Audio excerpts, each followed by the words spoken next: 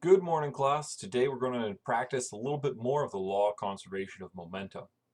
One of the things that I find is some people need to have a little bit of a key to help them figure out when they should use their regular impulse and momentum formula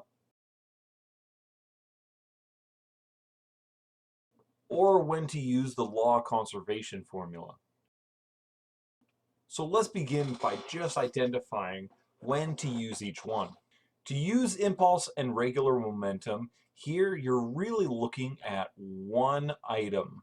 There isn't really more than just one key feature that you're looking at.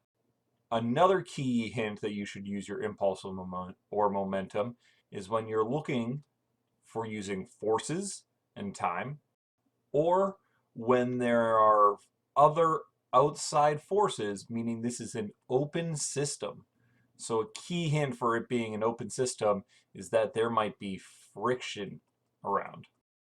When should you use the law of conservation of momentum? Is when there's clearly multiple items that you have to pay attention to. And it must be a closed system. Hopefully this helps out a little, but we're going to do some examples to try to practice this. So in our first example, Jerry is driving his car and hits a patch of frictionless ice. He slides into the back of a truck and that was at rest, and the car gets caught onto the truck after the collision.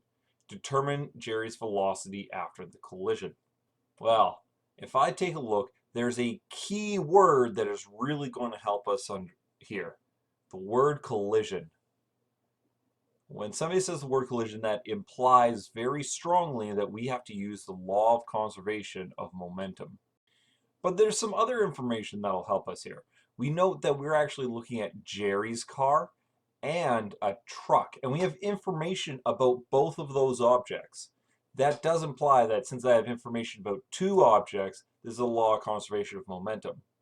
The other key is that we are dealing with frictionless ice.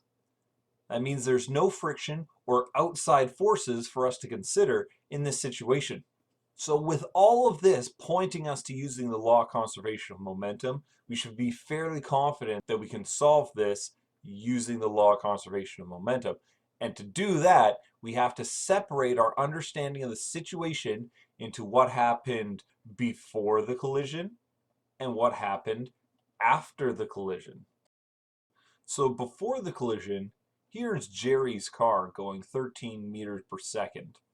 And here's the truck, which is not going anywhere. After the collision, however, Jerry's car gets stuck to the truck, which means whatever velocity they have together. But we don't know what that velocity is. So if I were to make a law of conservation formula, what I would need to do is I would take the momentum of my initial case, the total momentum of my initial case, and I would say that this has got to be equal to the total momentum of my final case. Well, my initial case is made of two objects, the Jerry object and the truck object.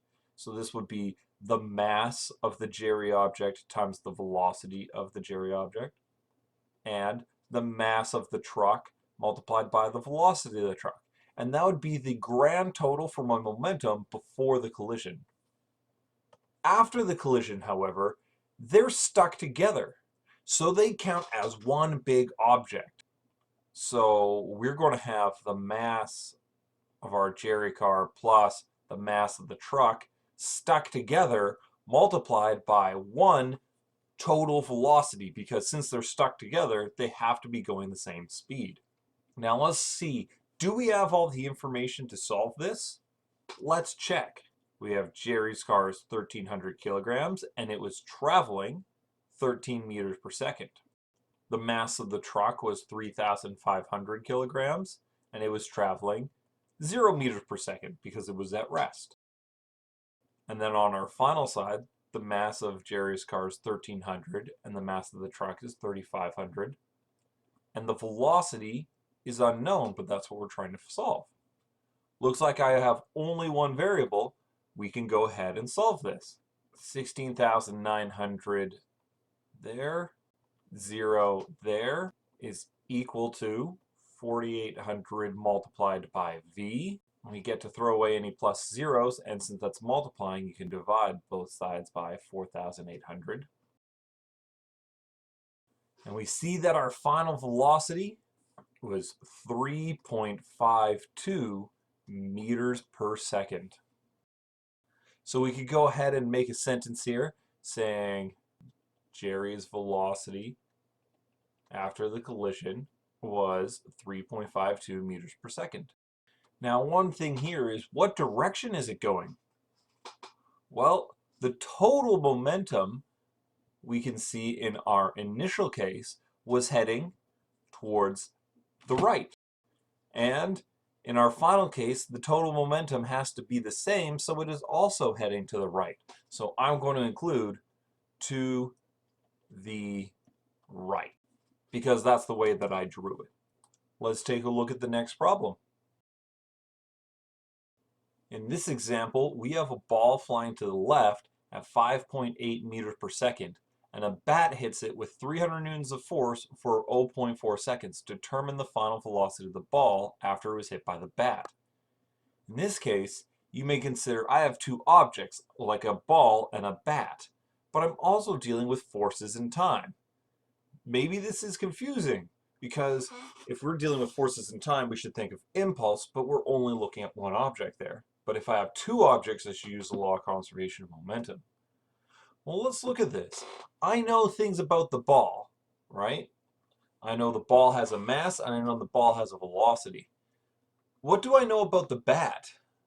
I know the bat applies a force to the ball for an amount of time, but I actually don't have any information about the bat at all. So this means that the bat is actually not part of our picture. The bat is an outside force being applied. And if it's an outside force, this tells me that I should be using my impulse and momentum formula.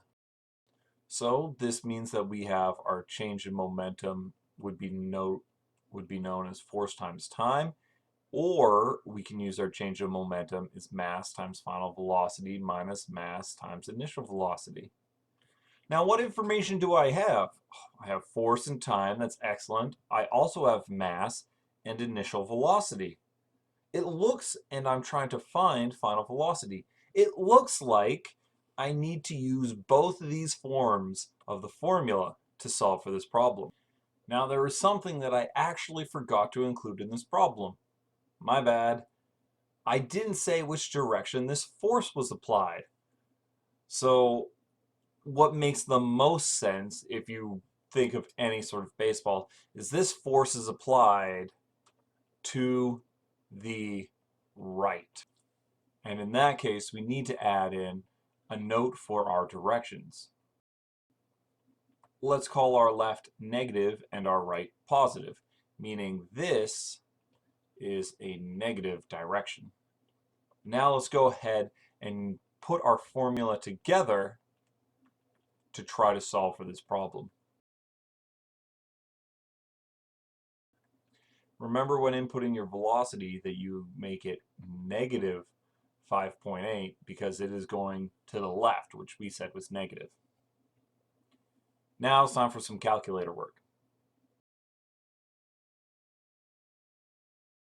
And subtract 19.14 from both sides. And divide 3.3 from both sides. And we see that the final velocity is going to be 30.6 meters per second in the positive direction, which means to the right. Let's wrap it up with our third example. A stationary 3.8 kilogram watermelon has a small explosive charge in it. When the charge detonates, it sends a 1.5 kilogram piece to the right. Where does the rest of the watermelon go? Now, in this case, this problem, it doesn't seem like a collision. are there one or two objects for us to consider? You might think that there's one object because you're talking about just one watermelon, but the explosion turns it into two pieces. One piece and then the rest of it. So this problem actually has two things. It is also an explosion, and all explosions are just reverse collisions. So that explosive charge also is inside that watermelon. It is an inside force. It's part of the picture that we had before anything else happened. So this is a situation using the law of conservation of momentum. And so that means we should split our situation into a before and an after. So before, I've got my 3.8 kilogram watermelon. And where is it going? It's going nowhere. It says it's stationary. So the velocity is 0. And we see our 1.5 kilogram piece heading to the right rather quickly at 10.7 meters per second. Well, where does the rest of the watermelon go? Hopefully, you'd be able to predict that the rest of the watermelon is going to head to the left if the 1.5 piece is going to the right. And it's going some unknown velocity. And that's the sort of thing that we're trying to figure out. Now, thinking about this here, do we know the mass of the rest of the watermelon? Hopefully you think, yeah, we can. It's just the difference between the 3.8 kilograms and the 1.5. It's whatever is left. In other words, there are 2.3 kilograms of watermelon that wasn't accounted for. And that would make a whole bunch of sense, I hope. So to solve this, we just need to consider the total initial momentum and know that it'll be equal to the total final momentum. Now, one thing before we get started is we should set up our directions. I'm going to say right again is positive and left is negative. Let's input some of the values that we know. We know that the initial mass times the velocity is our total initial momentum. And I have two pieces. I'm going to call them piece A. I'm going to call them piece B. So the mass of piece A times the velocity of piece A would be part of the momentum final, and the mass of piece B and the velocity of piece B would be the rest of the final momentum. So to plug in our values, 3.8 multiplied by our initial velocity of 0 equals 2.3 multiplied by the velocity of A, which is an unknown, plus our mass B, 1.5, multiplied by 10.7. Now anything times 0 is 0, so that means the total momentum is 0. So let's use a little bit of calculator work to figure this out. 16.05.